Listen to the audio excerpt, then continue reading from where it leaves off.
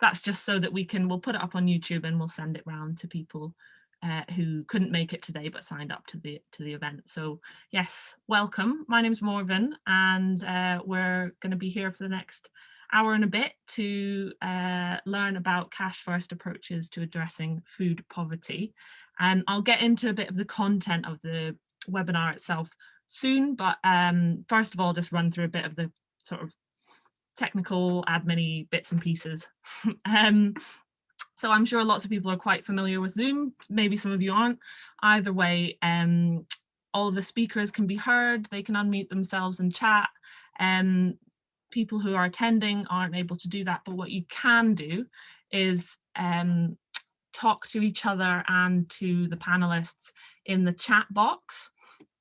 So if you see the chat box down the bottom, and you can click either just panelists or panelists and attendees. So if you want to ask us something that you don't want everybody else to see, maybe a technical question, that kind of thing, or if you're having any issues, then you can just click panelists.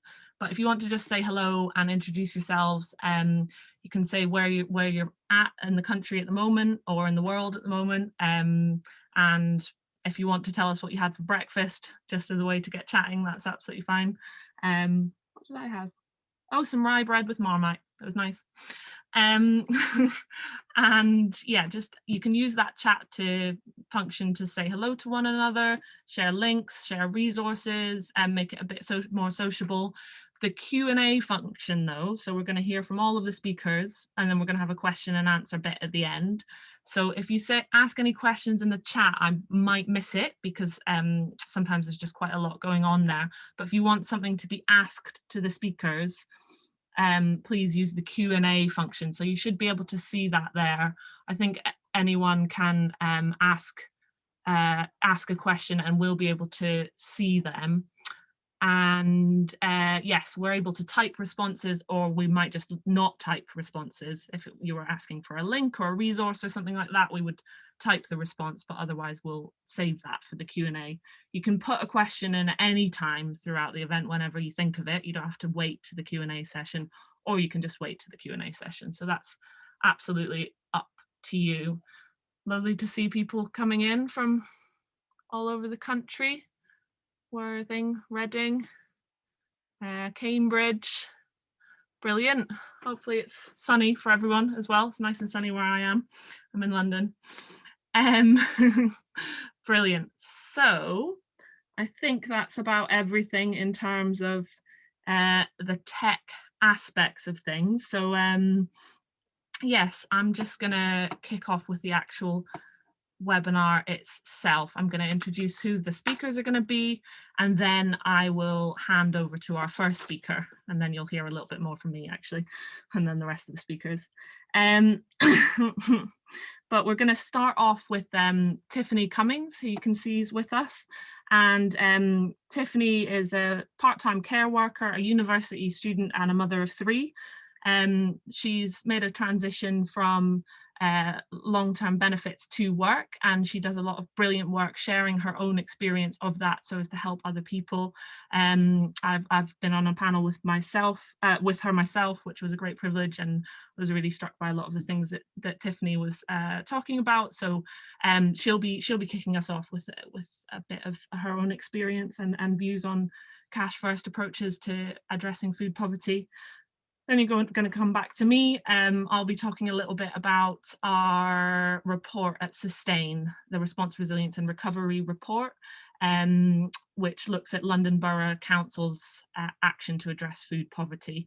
And then we're going to hear from 3 speakers from the Independent Food Aid Network.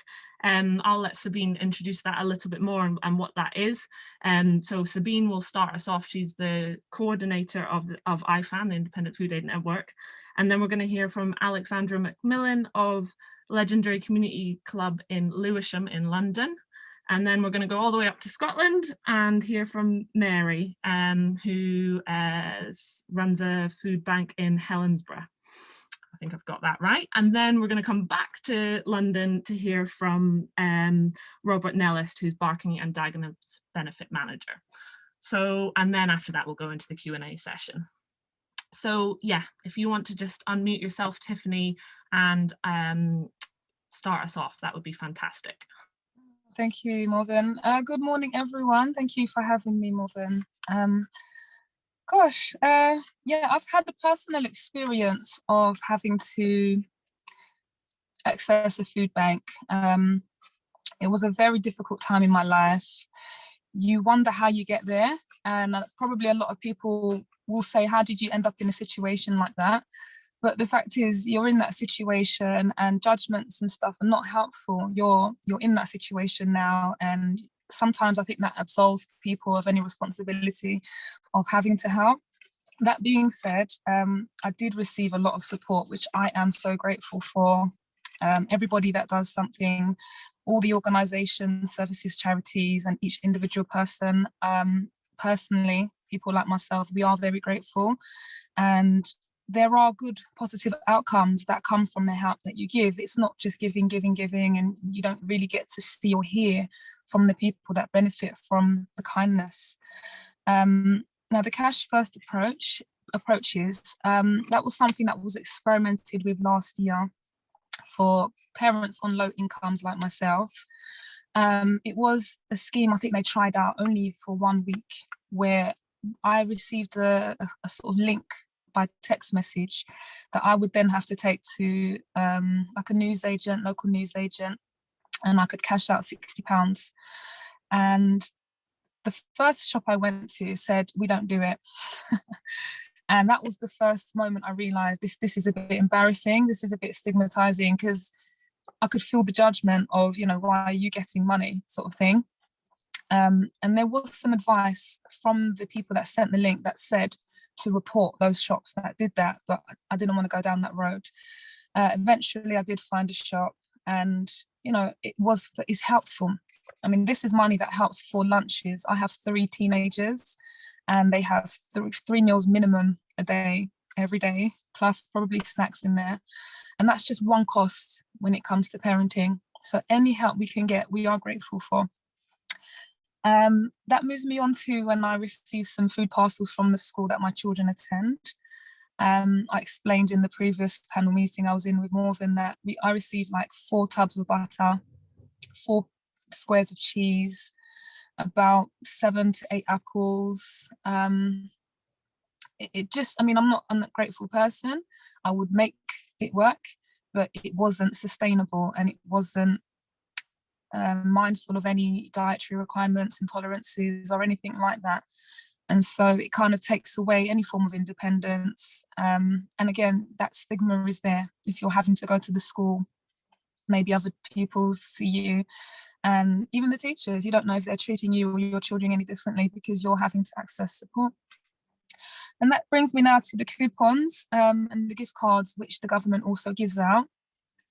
I wanted to add in, sorry, Morven, that when it comes to cash, sometimes we are dealing with very vulnerable people, some of which can be open to exploitation. And you can't be sure what the money is being spent on. We have to be realistic about that. But with coupons, there is less stigma attached to them, because anyone can have a gift card or a gift certificate. I get them from work all the time. And you're kind of limited on what you can buy. Like, you can only buy food with a coupon or a gift card that's been given to you for this reason. And I think at least that way we can be more sure that only food is being bought.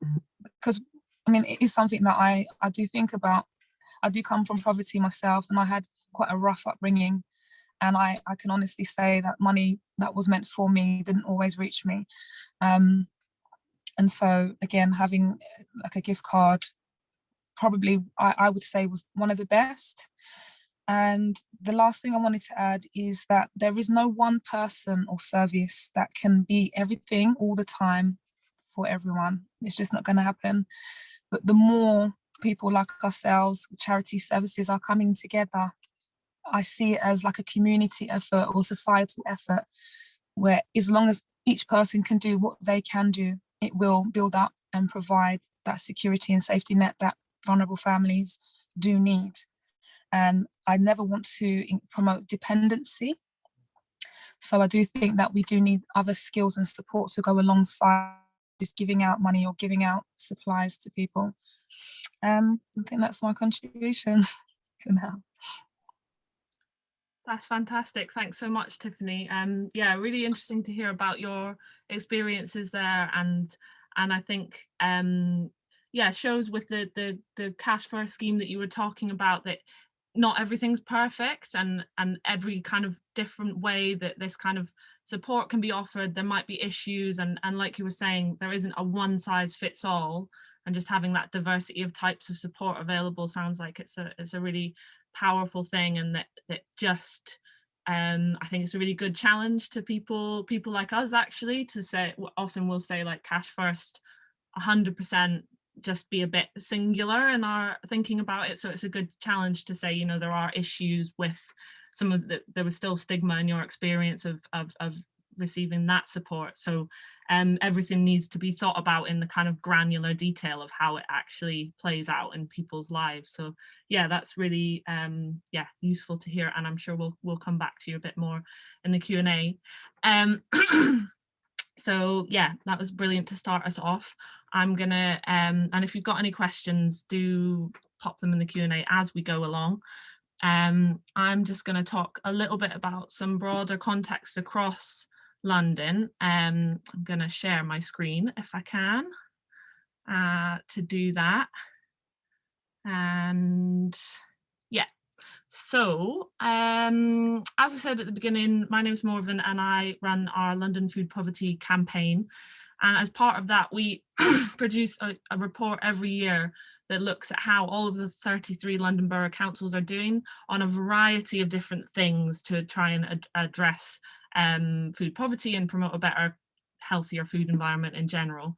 And obviously this year, last year, the COVID-19 crisis happened, and that changed a lot of the circumstances. So we did change some of the questions that we were asking of councils and some of the ways we were doing that benchmarking. It also had a lot of similarities with past reports. We've been doing it for about 6 years, and there's a league table at the start, and there are assessments of how all the different councils are doing and what they're doing. And one of the themes within the report was cash first approaches. So yeah, Tiffany spoke a bit about one type of support that was trialed. I think that must have been in a specific area. In other places in London and other places across the country, there's a few other types of cash, what we might call cash first.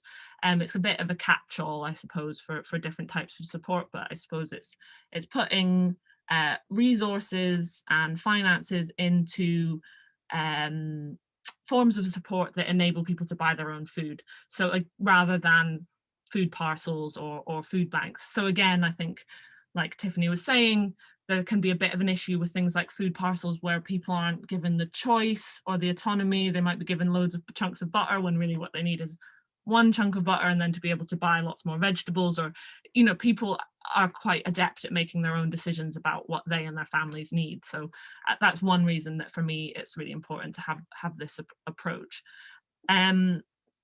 So yeah, in terms of what we found in the report itself, we basically asked questions about what support was in place prior to the pandemic, and then also what emerged in response to the pandemic, and how people were, how councils were supporting residents through these cash first approaches. So it's things like ensuring that the council pays the London living wage, including to everybody all up and down the council, the suppliers, and everything like that, because usually that's kind of contained within the local area. Council tax reduction for people who have lowest income within that borough.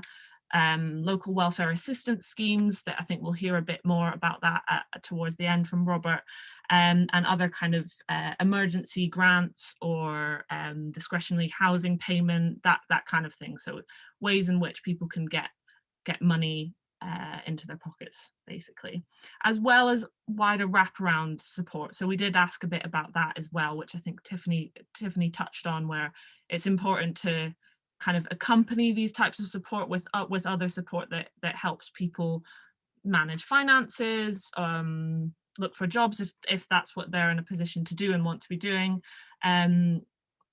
It can become slightly problematic, I think, when that becomes a stipulation where you have to engage with those types of services, but having those services available to people who are accessing support is really important as well. So what we found by and large is where there was good work before the crisis, that enabled quite good work in response to it. So a lot of councils kind of slotted in new support. They slotted in new support where they already had support alongside it, or they just put more funding into things like local welfare assistance schemes. And that was really important to see, that kind of having the strong foundational work enables a more resilient response to a crisis. There were also a handful of councils that started almost entirely new forms of support, and that's really impressive considering the amount of work that was having to be done. I think we're going to hear a little bit more about that in terms of Barking and Dagenham's support towards the end of the sessions. So that's just a little bit of an overview of our work in London. I'll pop the link to the report in the chat. You can download it from our website for free. I think that's me in terms of my presentation. Stop sharing that. And I will hand straight over to Sabine, who's going to start us off for the presentation from the Independent Food Aid Network.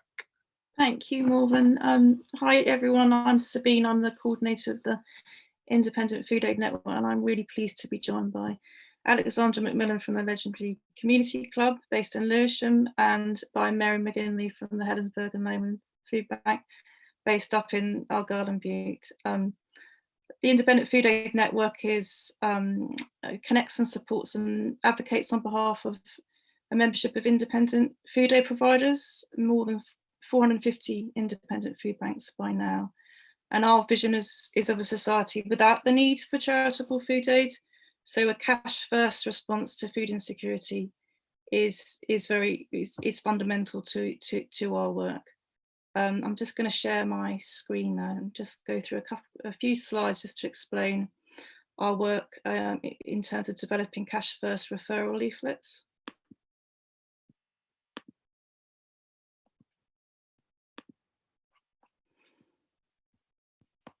One second while I enlarge this. Hopefully everyone can see okay. These are leaflets and straightforward resources to help people facing financial crisis. The idea behind them is to help people reach any available advice or support that could help them maximise their income and access any financial entitlements that might be available. There's a link there that I'll put in the chat in a minute to the leaflets that are currently available. And why does a cash first response matter to us so much at IFAN at a local level? First and foremost, although taking on board everything that Tiffany's been saying, people facing financial crisis do need above all advice and support to access cash first solutions rather than emergency food support. We believe that this, the entrenchment of a charitable food aid response to poverty needs to be slowed down as rapidly as possible, and the normalisation of a charitable food aid response that's happening at the moment is extremely worrying. Ideally, local authority support schemes would involve easily accessible crisis grants. And those are vital elements of a functioning social security system, of an overall social security system that helps people at times of financial crisis. The leaflets are being developed based on learning from the A Menu for Change project based in Scotland, and we've been supporting the co-development of these leaflets across Scotland since the summer of last year. We've been working alongside Narrow Scotland and the Trussell Trust, and of course our members and local authority teams and advice providers locally. And there's quite a number of leaflets already in circulation in Scotland, and we're hoping to have 5 more leaflets in circulation over the next couple of months in Scotland. Here's what the leaflets look like. They detail in step 1 what the problem someone might be facing in terms of their financial crisis. And the step 2 details the options that might be available to help someone experiencing that final financial crisis. And the third step details all of the local support available that we, very carefully check in with everybody, make sure the information is correct and up to date. And the co-development of the leaflet with everyone locally, everyone who's might be included on a leaflet, who will be able to disseminate the leaflet, is critical to its success and helpfulness. We make sure that any of the key services are accessible within 24 to 48 hours, that each of the main services provides help for at least one of the options, and will support a range of people so that it's helpful for as many people as possible. And then we work together to make sure that these leaflets are shared as widely as possible. Translations are also available. This is a Perth and Kinross leaflet in Romanian. And this has proved to be really helpful, I think, for people that we were able to facilitate translations. And at the moment, we are extending this project into England, and work is underway in Huntingdonshire, Lincolnshire, Cornwall, Shropshire and Lewisham. And if you'd like to find out more, I'll put this detail in the chat as well. Then, of course, please do get in touch, because we're keen to support this work in as many places as possible. But now I'll turn to Mary, who'll be able to tell us about the work that we've been doing together in Argyll and Bute. Good morning, everybody. I'm Mary McGinley, and I'm the chair of the Helensburgh and Lomond Food Bank, and a volunteer there. Helensburgh and Lomond is in Argyll and Bute Council area. Argyll and Bute is a lovely part of Scotland. It's a population of about 29,000. No, that's not true. Helensburgh and Lomond has a population of about 25,000. So we're not huge in London terms, but we started our own food bank 7 years ago in response to a felt need within the local community. And at that time, we got together with a whole lot of stakeholders, including people who were involved in supporting families in the charitable sector, plus some of the statutory organisations and health visitors, health care providers, etc. And there was a real felt need for an emergency food aid. But that was 7 years ago, and things have not got any better. The years of austerity that we've all seen, increasing unemployment, increase in price of food, increase in rural transport costs, and then COVID. So year on year in our food bank, we've seen an increase in demand. Every year of the 7 years, there's been an increase. So food banks are not the answer. They're an elastoplast, and a not very good one at that. They do provide an instant answer for people, but they're not the answer. We need to see answers coming from government and from local authorities. We have tried to ensure that the food parcels that we provide are well-balanced diet and contain all the nutrients that a family would need for a week. All of the food that we get comes from the local community mainly. So it's community helping community. And in that respect, it's positive because it is people coming together to help each other. But in appreciating that giving out food parcels is not the answer, we looked to see if there's other ways we can do it. And we have had it within the food bank. We've had support from citizens' advice and welfare benefits in the food bank, trying to direct people to different avenues for a resolution of debt or ensuring that they're getting their own benefits.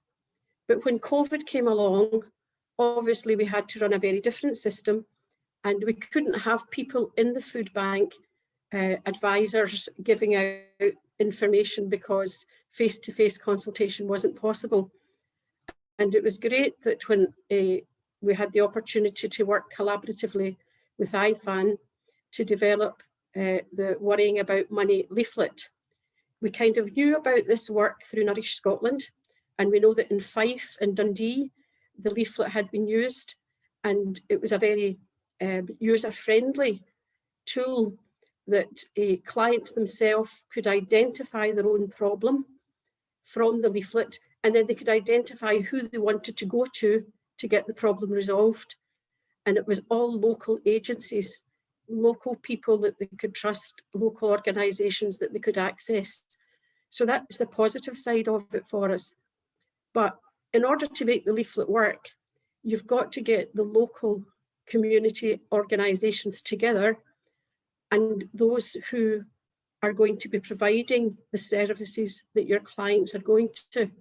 And we were delighted to work collaboratively with the Argyll and Bute Community Food Forum, which is a collaboration of all the food aid providers in Argyll and Bute and Argyll and Bute Council. And that meant that we could begin to bring to their attention our concerns about access to the welfare, the Scottish Welfare grants, and we could convey some of the problems that our clients were having in accessing Cash First. And that was allowing them to hear from on the ground what was happening and how they might be able to adapt and change the way they run their services as well. So they were involved with us. The leaflet is a leaflet, but it also gives the opportunity to open doors to consultation, to open doors to sharing the problem. And I would say that the biggest part of the success of the leaflet is the joint working between food aid providers and welfare advice advisors and people within Argyll and Bute Council.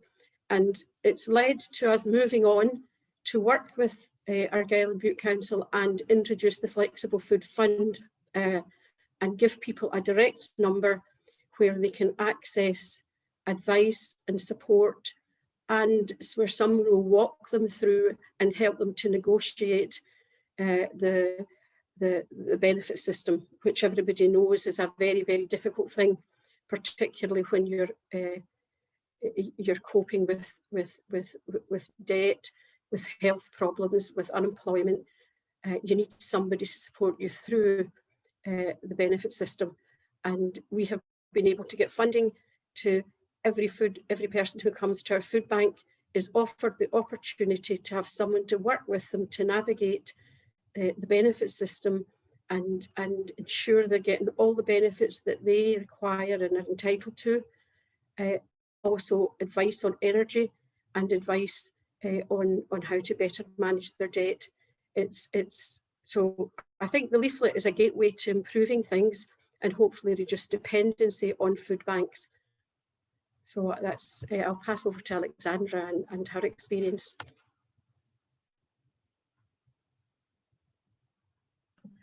Thank you, Mary. Good morning, everybody. I'll just start by explaining a little bit about the Legendary Community Club. So I'm Alexandra, the founder of Legendary Community Club. We started as a food provider for young people and their families in July, as we realised there was a huge need in Lewisham. We knew at that point that some of the teachers in the schools had been paying for food out of their own pockets to help the families. We provide a mixture of fresh lunch meals and food packages, now feeding over 1,200 people a week. Just before Christmas, it was under 1,000 people. Recently, we've seen a huge increase in families who are not eligible for free school meals, and that's mainly those who are working but on a low income. In one particular week, from one of the schools we work with, we had an additional 20 families to support. A cash-first approach to those who are experiencing food insecurity will be of a huge benefit to them, as the money can be spent on exactly what is required, i.e. fuel as well as specific food items. Not to mention the dignity of being able to go to the supermarket knowing you have cash and there isn't a chance the voucher is declined. I'm mentioning this because we know it was a regular occurrence in the summer holidays, which meant families, when they were going to the checkout, would then have to put their food back. One of the mothers we actually support has now said she won't take her children to the supermarket because this has happened to her on more than one occasion. We've recently asked the families we support to take part in a survey, and one of the most common answers to one of the questions we've been asking regarding additional costs because of COVID is the fuel costs. Having cash would mean families can budget for fuel as well as food. We're doing a small trial with cash grants with some of our families, and we will be presenting our research to the local council. We've just started to build a relationship with our local council, which we know is key, as Mary has already spoken about. The Cash First leaflets in Lewisham will be the extra support that families need. Some of the information isn't easily accessible to the families, and they wouldn't know where to go to start looking for the correct advice. For instance, the majority of the families we support, they're not aware of any local support schemes available. Having a leaflet that is accessible for all and includes a number of options to help in a crisis will mean families can get that extra support. We, along with many other food banks, don't want to be in existence, and if we can try and deal with poverty overall with a benefits review, then change can happen. Thank you. Brilliant. Thanks so much to those three speakers. That was really really good to hear about, and we've had lots of comments in the chat, which I'll come to once we get onto the Q&A session. But for now, I'm going to hand over to Robert Nellist from Barking and Dagenham. I will try keep this to 7 minutes, as difficult as that may be. Hi, I'm Robert Nellist. I'm a benefits manager in the London Borough of Barking and Dagenham, and I've been in this field for 15-16 years now. Barking and Dagenham is quite a deprived borough. It's the 3rd most deprived borough in London, and I think it's about the 12th most deprived overall in England. So from a demographics perspective, there's always been a level of hardship and need within the local area. In terms of local support, it's been very much driven over the last few years by the voluntary sector, yeah, and the council sort of supporting the voluntary sector in a lot of those support pathways. We haven't had a hardship scheme. We've been very reliant on managing supporting our residents through the government funding pathways, such as discretionary housing payments and any additional funding that was provided through any specific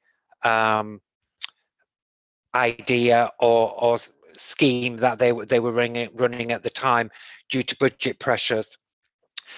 What COVID actually showed us in March last year was that there was a hole, and there was a hole in terms of funding and support being provided by the council, and that there was a need for a form of welfare support or hardship scheme from a financial perspective to supplement the advisory support and all those different pathways that we already had in place in terms of supporting people with debt issues, income, being able to set budget, job searching, all those pathways were in place, but we weren't sort of supporting it as a backup with any financial support of any significance.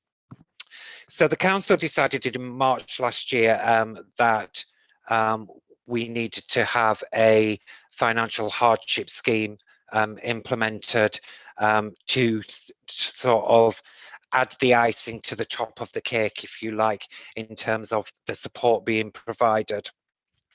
So we were asked to look at a hardship scheme, and we were basically tasked with getting it into place as soon as possible. So this was the second week in March.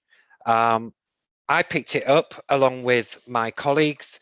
We did some research. We looked at what schemes were out there with some of our close neighbours and some of our London authorities. We looked at what provisions were being provided and what sort of schemes were being run, and at what level that support, that financial support, was being given.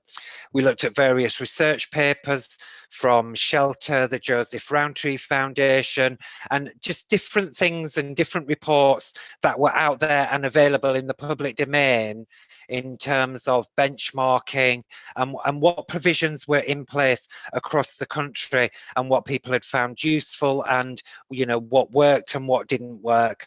And from that, we sort of structured a local scheme, and we started building bottom up in terms of, you know, who was it we were trying to target, what was it we were trying to achieve, and how did we want this to slot in with the current pathways of referral that we already had in place from both the council perspective and also working with our voluntary partners, whether that be community groups, food banks, citizens advice, disability DABDA, independent living agency. You know, there's lots and lots of voluntary organisations out there providing support.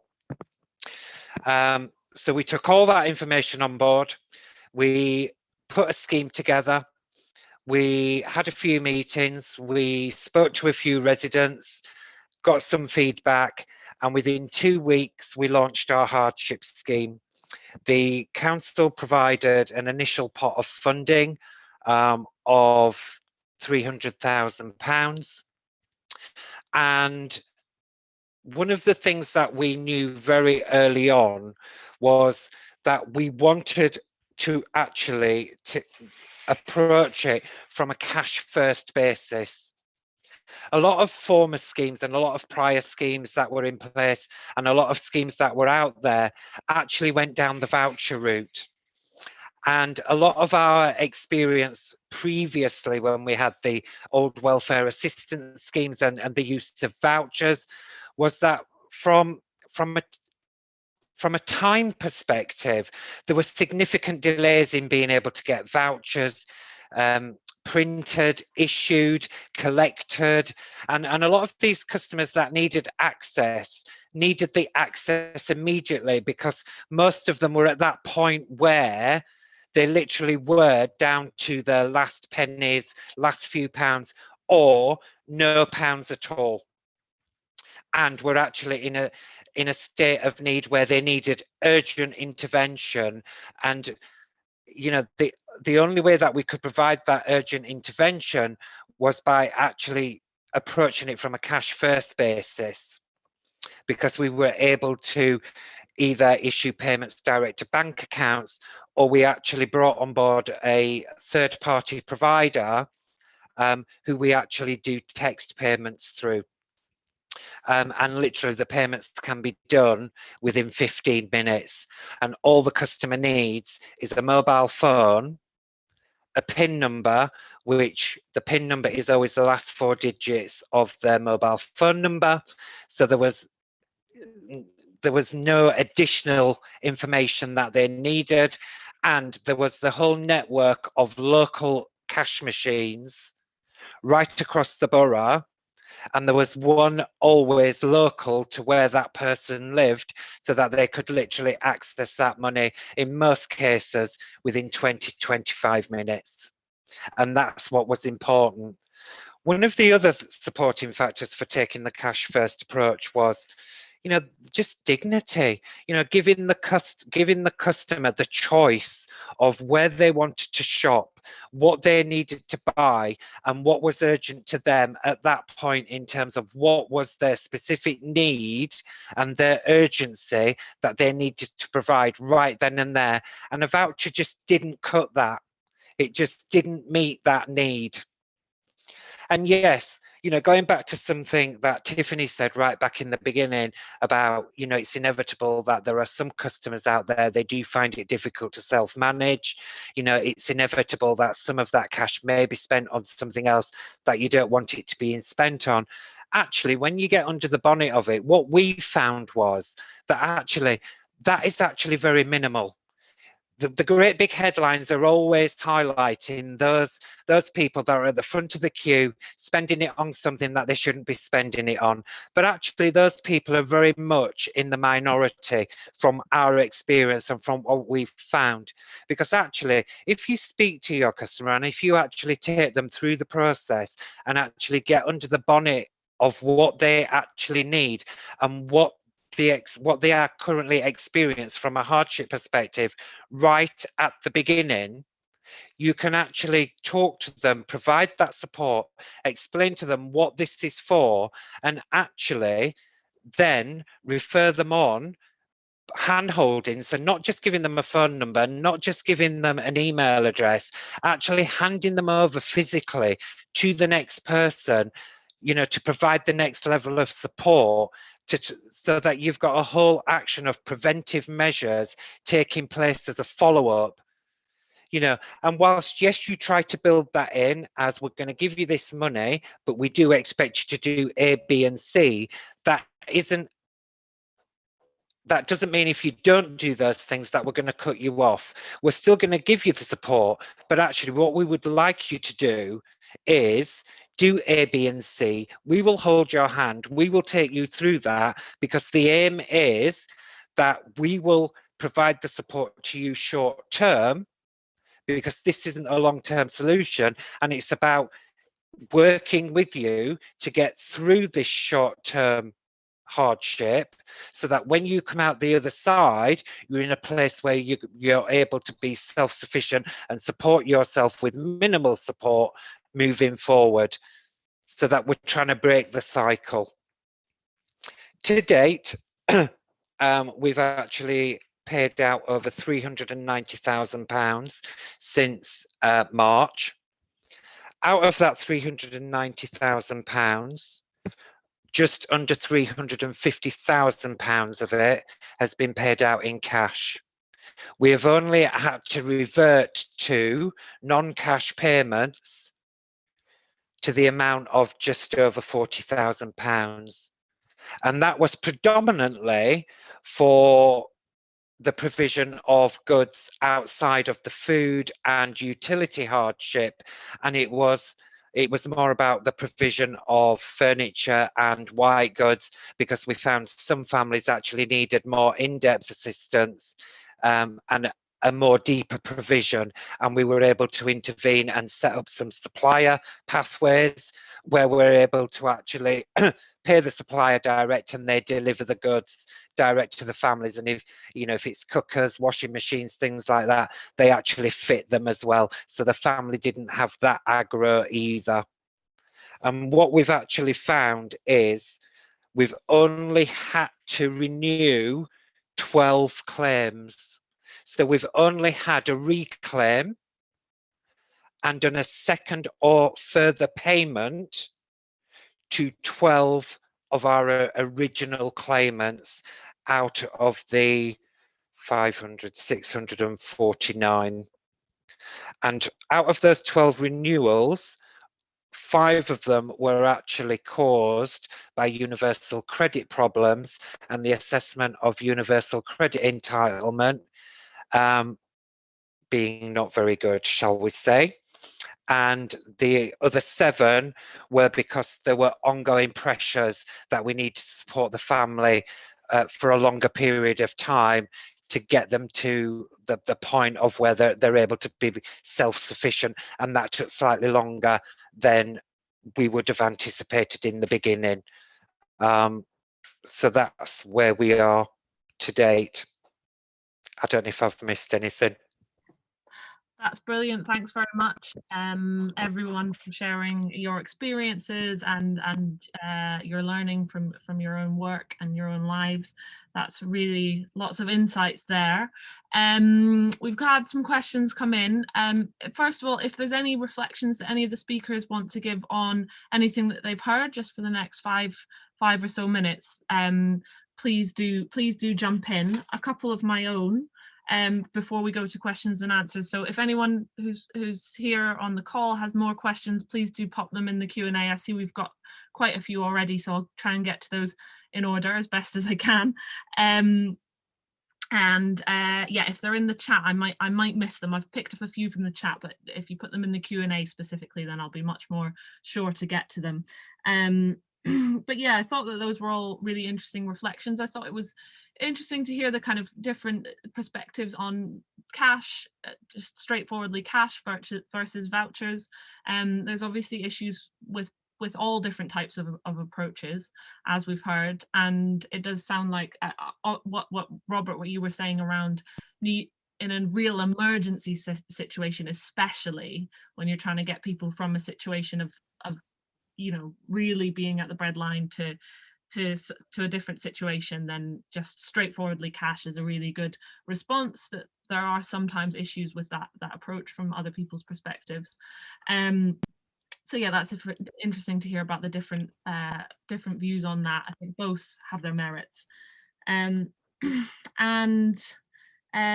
I think from some of the things that Mary and Alexandra were saying, and a few others around the kind of wraparound support that's needed, and Robert actually, what we found also in the report, something that I didn't mention, was just the importance of having support available, but also something that isn't too confusing. So in a few boroughs, I know in London, Greenwich and Southwark and other boroughs as well, there's a really good kind of triage approach where you'd as much as possible have one single caseworker who works with someone and carries on working with them, and then is able to signpost to the appropriate places and knows about all of the types of support that is available, so that people don't have to go kind of hunting around for it too much themselves, because that can be quite overwhelming, as a lot of the speakers were talking about there.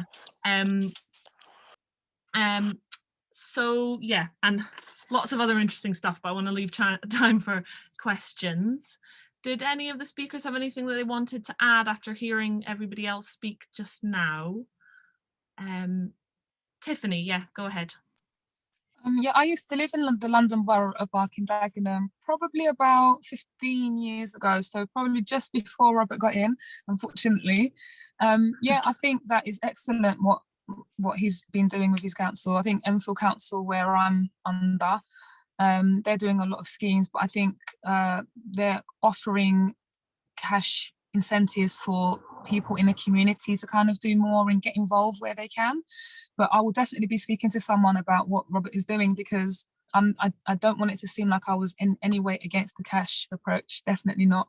I've been a child of poverty. I've just seen how it's so unfair. I'm the victim of health inequalities and all sorts, just being a Black woman, and you know, wanting to know how to get out of it. I've been on BBC talking about health inequalities and stuff. I was specifically talking about food, and I did say that that's only one of the needs that I have as a parent of 3. So yeah, there's no point me having all this food from the food bank if I don't have a cooker, or I don't have enough electricity and gas to supply to fire up the cooker to cook the food I've been given, or if I don't have a job to provide the money to buy anything, you know. So it is a holistic approach that we're going to have to use, and I do think everyone that can do something to help out should be doing it. And I think there's a lot of services that are available, but we have no cohesiveness.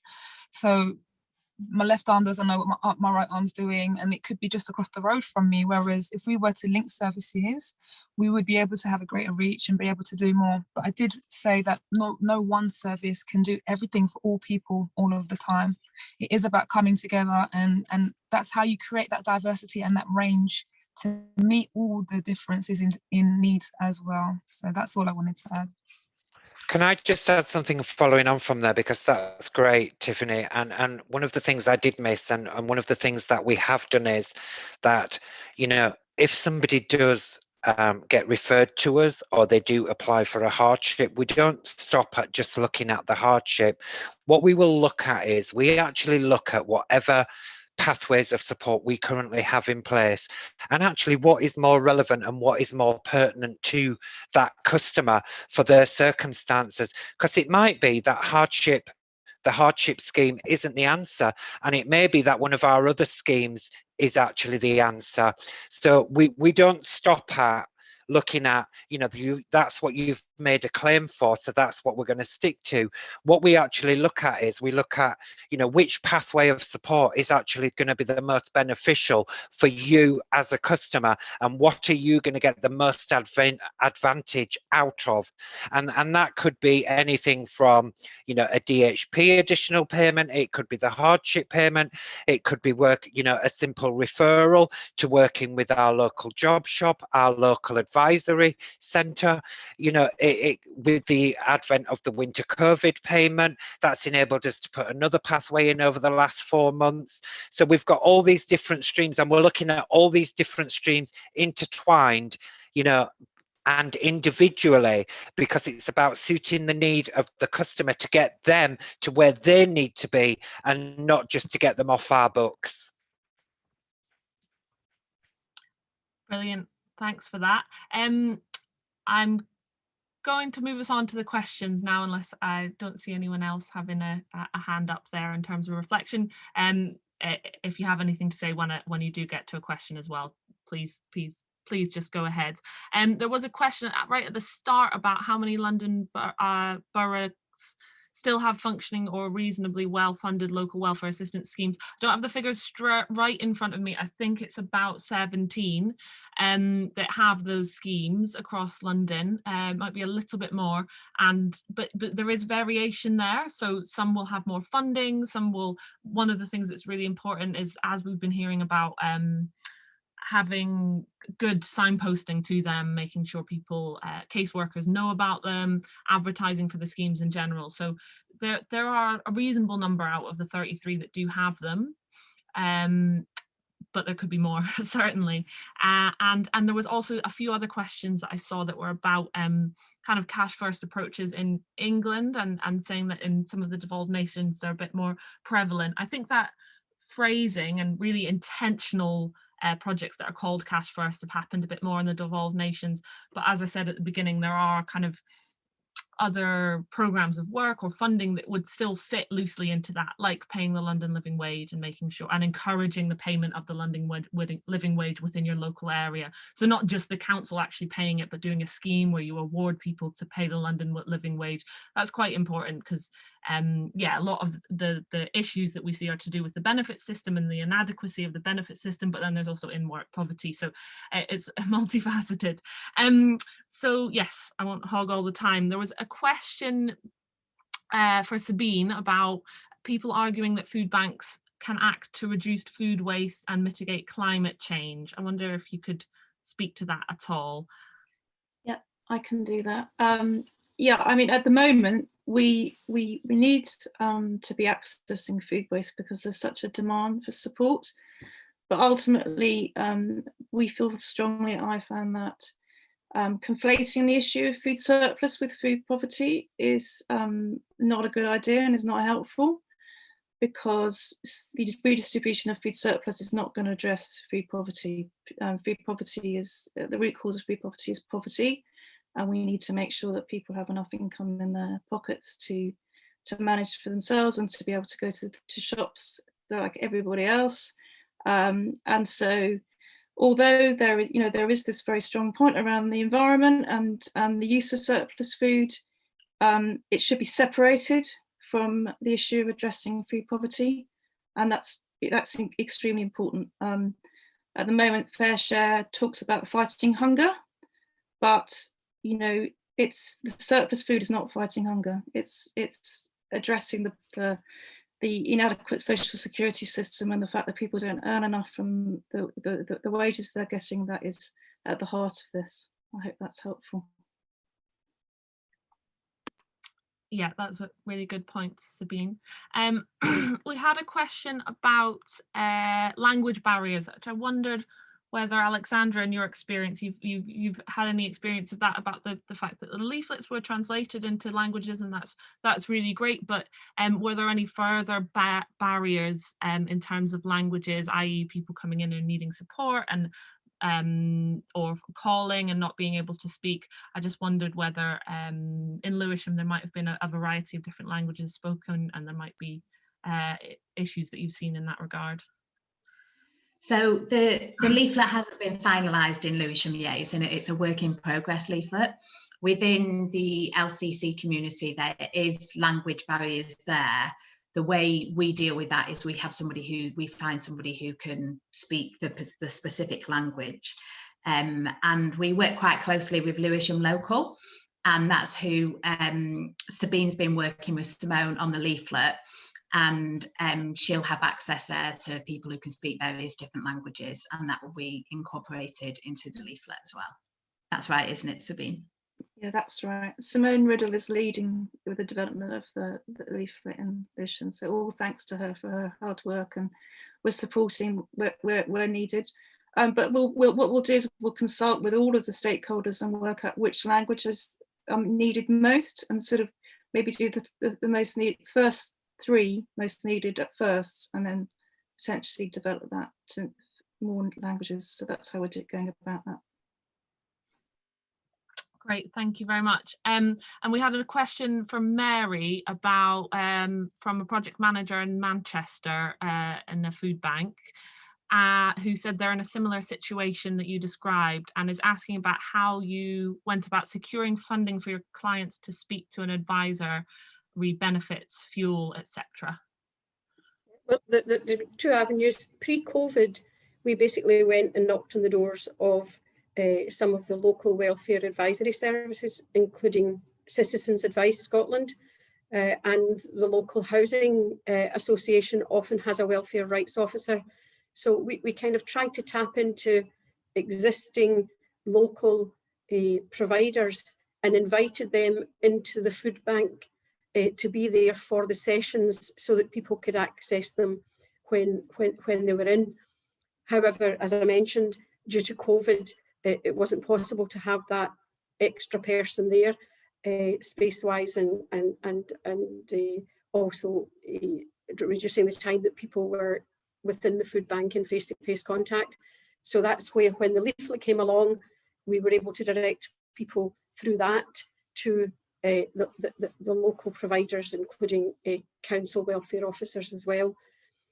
And I think, as I said, it's about people working together, especially independent food banks where, it's a few people trying to work together to do the best for the community. Sometimes you have your nose in the trough and you don't really get the chance to lift it up and realise that there are people around that you can work with to make it better for you and for everybody. And it's very important that we do that. And we worked through the getting together and forming the Argyll and Bute Community Food Aid Providers Forum. And that became the catalyst for having the confidence to speak to the council, and then to start challenging the council to provide these services. And the first tranche of funding for this flexible fund that we're now able to offer to all who are coming to our food banks across Argyll and Bute is being funded by Argyll and Bute through Scottish Government money. So it's about making the government and local government work for us and work for our clients, instead of us working for our clients alone. So it's really about mobilising. That's brilliant. That's really useful to hear. And yeah, one of the other things in our report was around joined up approaches and the importance of things like food partnerships, food poverty alliances. So organisations and local authorities all working together, the voluntary and community sector, to pull resources and become stronger than the sum of their parts, rather than being as fragmented. And also in general, in terms of the cash first approach, I think that whilst it's brilliant that food banks are able to do this as well, I think that, like you say, there's a lot of pressure in government to make sure people have all the money that they need in order to live a decent life is an important part of that. So it's kind of a two-pronged thing. Brilliant. That's really interesting to hear. A couple of questions that potentially could be something that Robert, you might be able to speak to. There was a question about whether there have been any problems with stakeholder organisations. So I guess a bit related to what we were just talking about now. So stretched capacity and lack of resources to help people. For example, advice agencies needing to triage. So that kind of working with other organisations. And then there's also another question just around levels of cash payments wondered if you could speak. In terms of capacity, the only capacity pressures that we have are actually we have our own front-facing department within sort of our service area, who deal with a lot of the referrals, because we have a lot of those pathways internally within the council now as well. So we're not totally reliant on those third-party organisations, because obviously, as you say, they do have pressures of their own. So it's just about ensuring that the referral and what we're referring that customer onwards for is actually relevant and reasonable, and it's it's just about diary management, really. But you see, what we've done is our benefits service is transitioning at the moment to become a much bigger picture than just a benefits service. We don't just deal with housing benefit and council tax support. Our benefit officers actually deal with the whole picture, because we look at it from the holistic approach, in terms of they deal with everything, so that we're passing them on as little and as infrequently as possible. So we deal with, not only do our guys deal with housing benefit, council tax support, they deal with free school meals, they deal with hardship, they deal with discretionary housing payments, they deal with the winter COVID payment grants, they deal with the welfare referrals, they liaise with the job shop. So all those pathways are actually now inbuilt into our service area. So the job is a much longer job. It doesn't cut off at any point. It's sort of a start to end process, and we will only hand them off when we need that specialist intervention, whether that be from the job shop or something that's outside of our remit. So that sort of helps us deal with some of that capacity pressure. And in terms of the payment, the third-party payment, there is a limit. The maximum limit that we're able to do is £500. Which is quite a significant amount anyway, bearing in mind that most of your weekly awards are going to be well below that £500 anyway. The only time that you're going to be sort of approaching that £500 is if you're sort of looking at the provision of white goods or furniture, and we deal with that through an alternative payment system within the council. So we tend to deal with, just through this third-party provider, we can pay up to £500 through the text message link, and there's no restriction, because the ATM limits do not apply.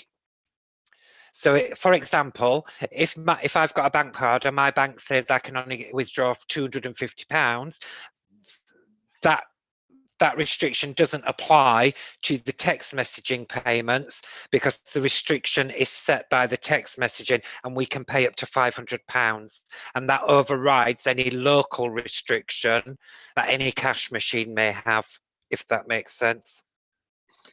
Yeah, that's brilliant. Thanks very much. And just whilst we have you, Robert, there was also another question around how you'd promoted awareness of the Hardship Fund. It's on our website. It's on our website. All our local community and voluntary sectors have a referral pathway into an email box, and all our internal departments were given an overview presentation of what the scheme was for, what the aims are for it, and again they were given a referral pathway to refer them into our service area. So we're dealing with it all from one central point, but coming from multiple pathways. Brilliant. Thanks very much, Robert. And then we also had a question that I think could be answered by a few different people, but around older people or any other people who are less tech savvy being able to respond to these types of schemes.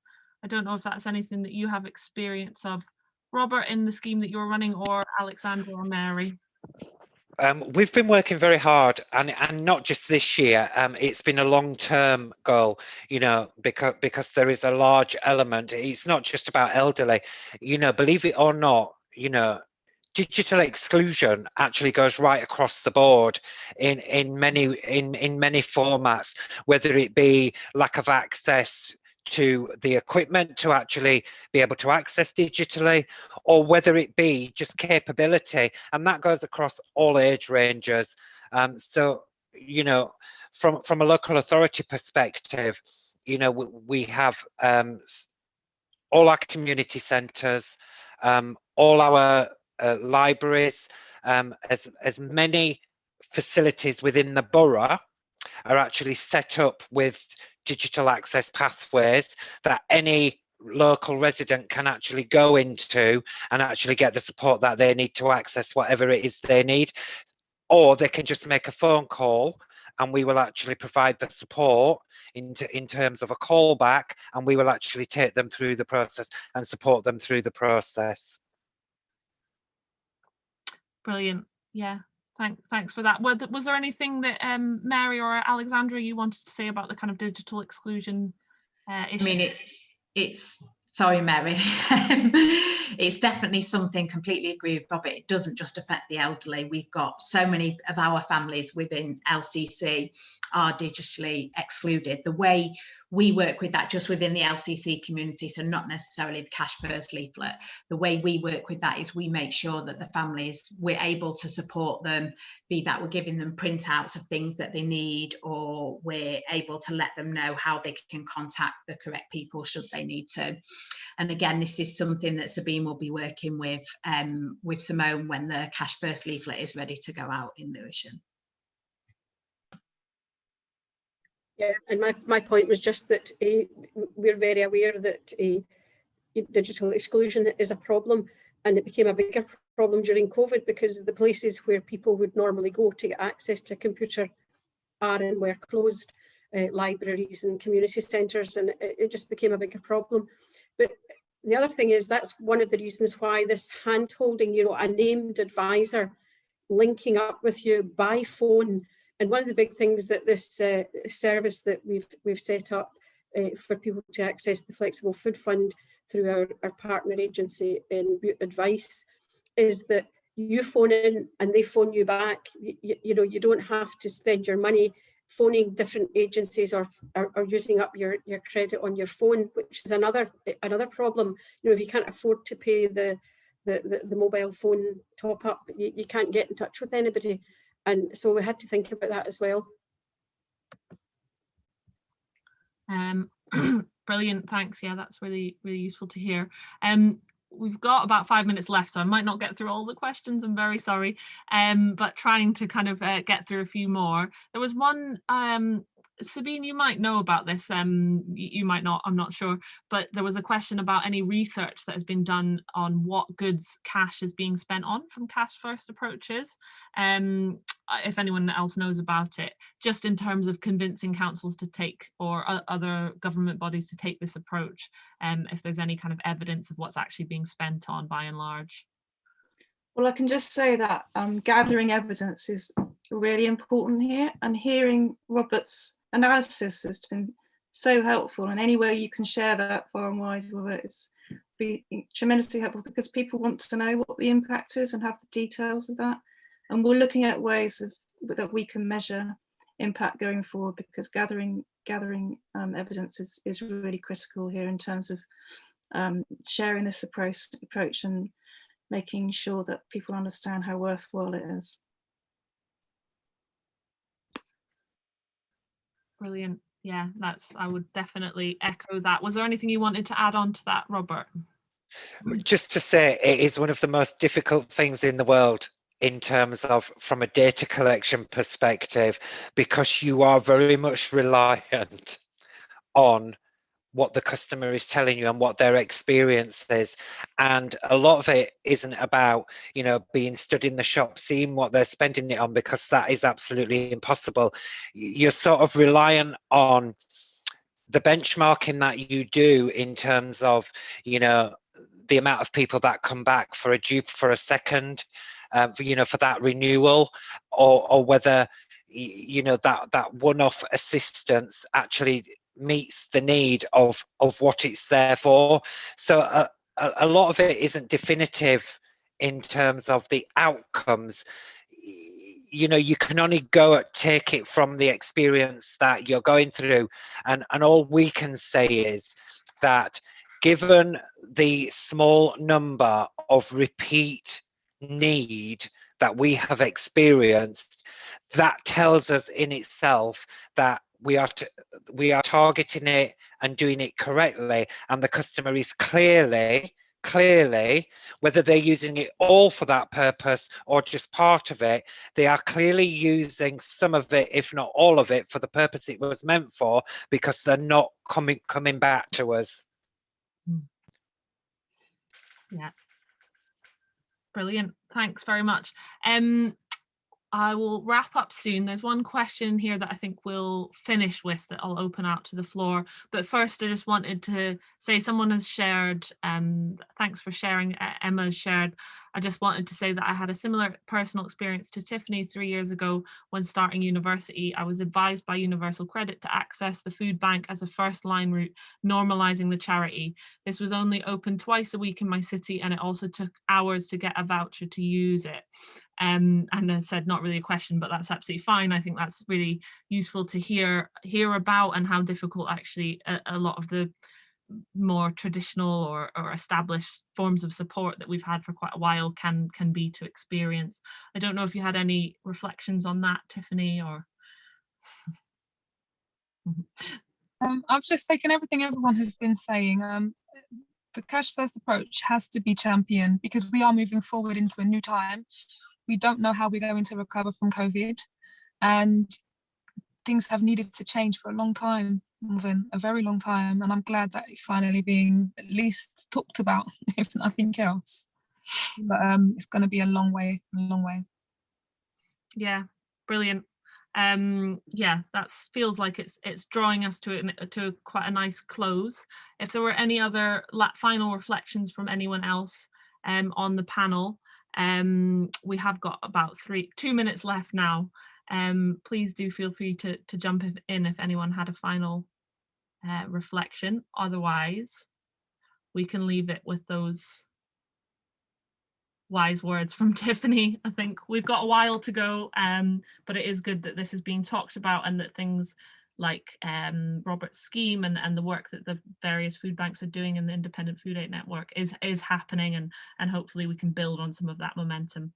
So yes, thanks everyone for joining us. Sorry to any questions I didn't quite get to. The recording of this will be shared with everyone who's signed up.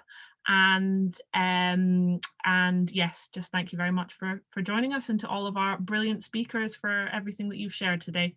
And I'll be ending the call now. All right, have a good rest of your day, everyone.